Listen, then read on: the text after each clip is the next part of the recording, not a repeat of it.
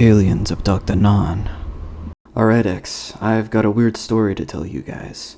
I don't come to this board often at all, but this seems like the right place. Be me. Serving in prison for street racing. Yeah, I know, it's fucking stupid. I did it once after getting pressured by my friend and I got caught immediately. 2 months in, I get a new cellmate. Nice enough guy, but he's scared of everything and mumbles to himself. I get to know him and it turns out he's a paranoid schizophrenic. He wakes up screaming some nights, tells me about his delusions. He knows he's fucked up. Except them, man. I know they're not delusions. I'm not fucking crazy. I see those eyes every time I close my eyes.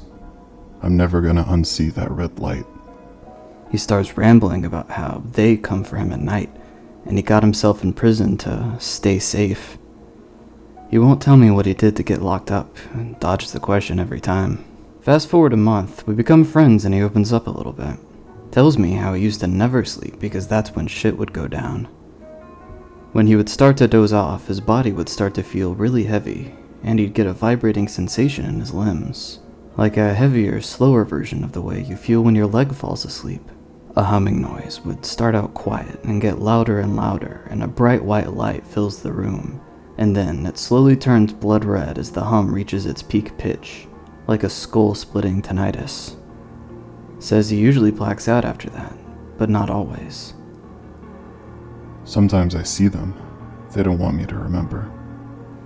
I ask him what he means. He starts describing fucking greys in great detail.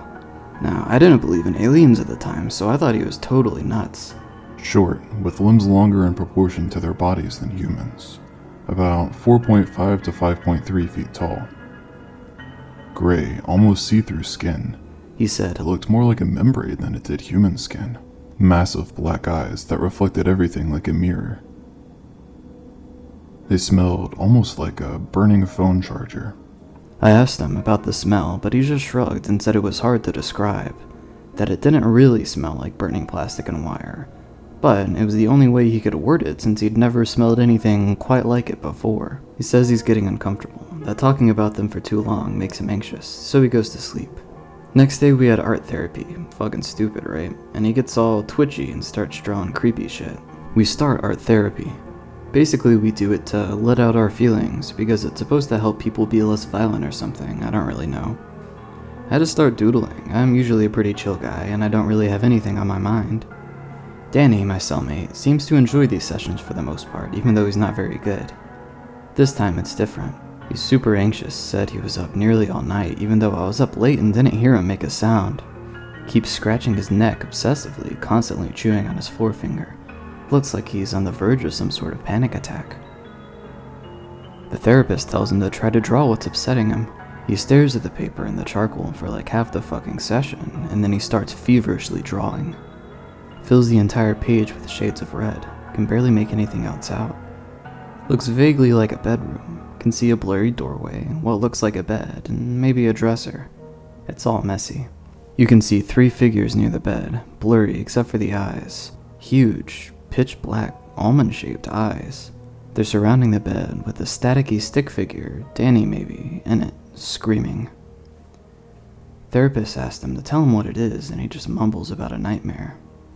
I asked Danny about the art later. Tells me it's usually what happens when he sees the greys, but his therapist tells him it's a nightmare or sleep paralysis. Nightmares don't leave marks.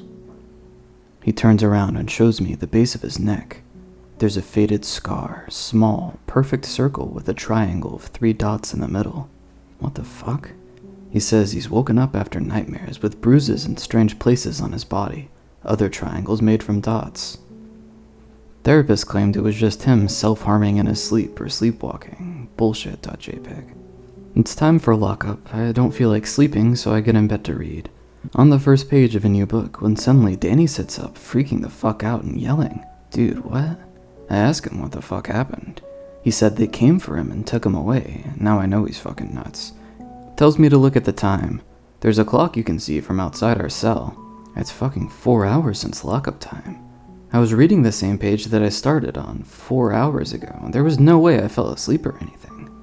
That was one of the creepiest things that's ever happened to me. Danny said losing time is common, but that he didn't see me on board. Why the fuck would I lose time too? I've got more. I get really freaked out. I don't want to believe him. I get checked out by the prison doc and psych just in case I'm losing my shit, but they say I'm fine. Get cleared, so I just pass it off as dozing off while I was reading and not realizing it. Next couple weeks go by as normal. Going to the yard, art therapy once a week, going to the library, etc. The prison starts letting inmates have chalk in their cells so they can draw or write or whatever, and it can't be used as a weapon.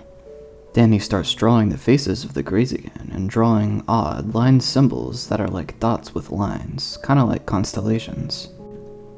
These odd line symbols are then drawn by the OP upon request. Here's the symbols as best as I can remember. They were in the art he sent, so they should be fairly similar. I'll see if I can find some of his art if you guys are interested. The symbols in the lower right are the UFOs he saw. He said they were long, like an oval, and sometimes looked foggy. Later in the thread, someone makes a connection. I recognize some of these shapes from the NASA Golden Record. This poster is referring to the Golden Records placed inside of the Voyager spacecrafts. Launched in 1977, the images, messages, and sounds on this record were selected by the late Carl Sagan. The images include a basic map of Earth's location, as well as information about human biology and culture, even including recordings of human brainwaves. The sounds included music by famous artists such as Bach and Chuck Berry, as well as a speech by the sitting US president at the time, Jimmy Carter. The intended recipient of this message? Extraterrestrials. Now, I had to dig around quite a bit, but I've actually managed to locate the original audio contents of the Golden Record. It turns out the only place to find them is on NASA's official SoundCloud. I'll be including excerpts from the record in between posts from here on out to add to the atmosphere. Oh, come on now.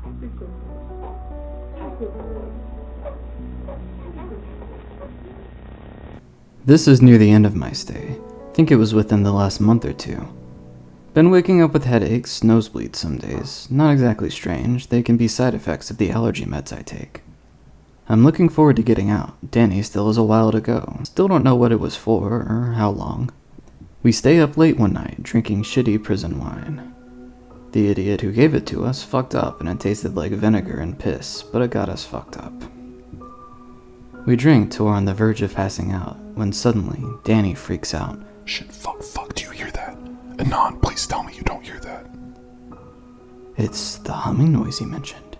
Oh fuck. The noise gets louder and louder and a higher whine can be heard over it, and Danny is pounding on the jail cell door, screaming for help.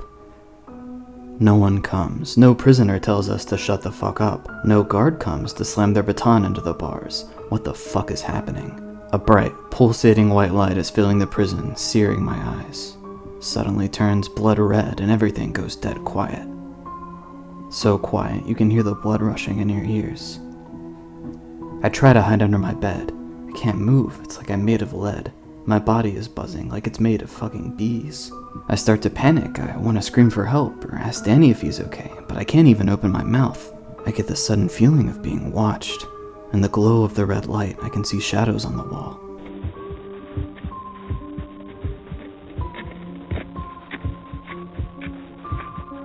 The shadows start moving around, and suddenly I feel a sharp pain in my head, and get a mental image of myself frozen in the cell, with Danny a few feet behind me. It was like someone put a camera in the cell, and I was watching. Image was gone, but I could sense something was next to me. Everything goes cold, and the vibrating gets worse and more violent. Almost as if the cells in my body were being thrown around. I can feel myself being lifted off the ground.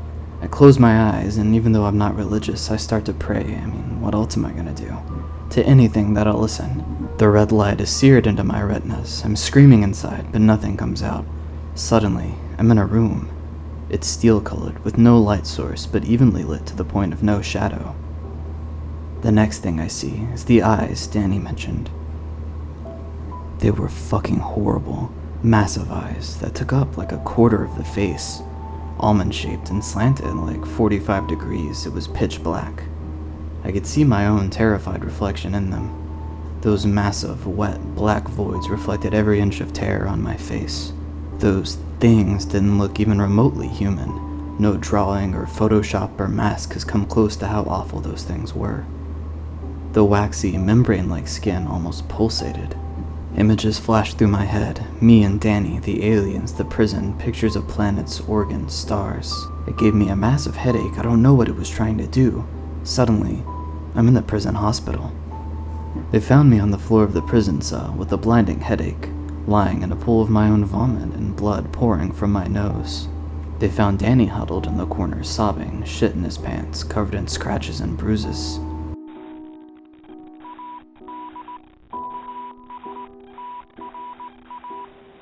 Doctors and guards questioned me. They thought we were fighting, even though no one saw or heard anything at all. No one heard our screaming, the lights, the humming sound. How the fuck? Told them we got drunk but didn't fight or anything. I had no idea what happened to Danny. They released me in time for dinner. My head is still pounding and my whole body aches, especially my neck. IV helped, but I wanted to get actual food in my body. Danny wasn't in the cafeteria. I didn't see him for another 3 days. Danny tells me they questioned him, asking why I attacked him. He said the wounds were self-inflicted, that he had a nightmare and he clawed and hit himself in his sleep. They kept him under observation to make sure he didn't try to hang himself or something. Neither of us want to talk about what happened that night. All he asked was, You saw them too, didn't you? I nodded. You know that they're not going to let you go now, right? Once they set their eyes on you, you're in their sight for life. Been drinking, so typing is going slower to make sure I don't fuck up so badly. I think I might look for the pictures he sent me. I know I should have them around somewhere. And I think I have some letters from him too.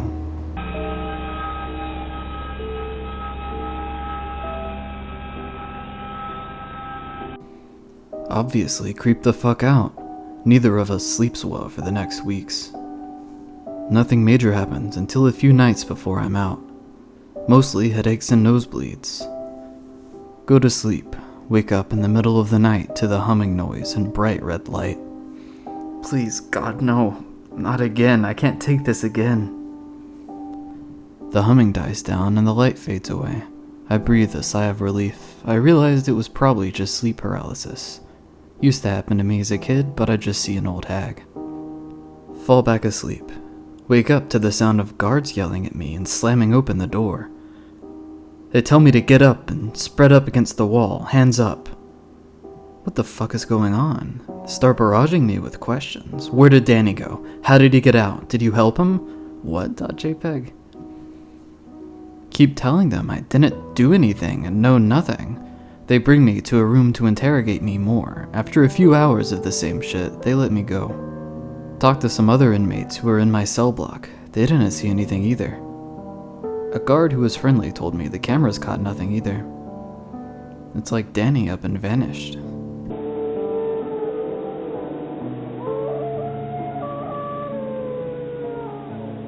Danny was gone for 3 days. Cops put out an APB for him, thinking he escaped. On the last day, some convicts found him in the rec yard. His foot somehow pinched in between weights that were already on a bar. He had to go to the prison hospital for dehydration and some broken ribs, as I found out later. They never found him on footage on any camera, so there was an investigation to see if there was a cop trying to get inmates out. Don't know if anything came of that, but I know for a fact that this wasn't the cops. There's no way he would vanish without a trace and then reappear clipped through fucking metal. I never got to see Danny again. I left the day after he came back. He wrote me a few weeks after I left, telling me the night he vanished he saw the red lights again, and he hoped it would be the last either of us did. But we both kept seeing them. I don't have it happen often, but Danny probably does. I'm looking for his letters now. He had a few stories.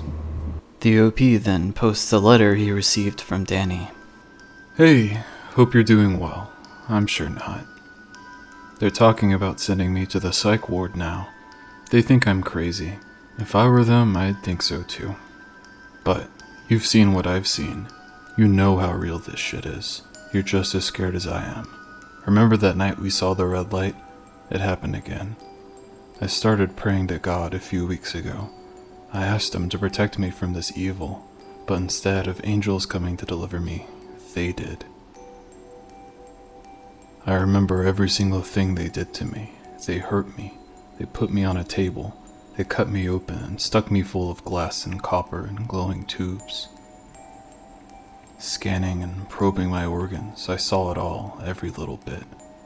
I thought I was going to die, but they made sure I did not. I passed out. I woke up with no scars or wounds, but I ached all over. I don't know how much more I can take. I want to die. At least in a psych ward, it'll be hard to kill myself. As afraid of them as I am, I'm scared that there's something worse on the other side. Take care, Danny. P.S. Here's one of my drawings from therapy. Keeping them scares me, but it feels wrong to throw them away.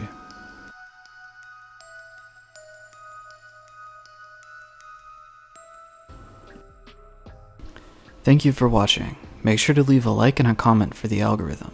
I hope you have a spooky night.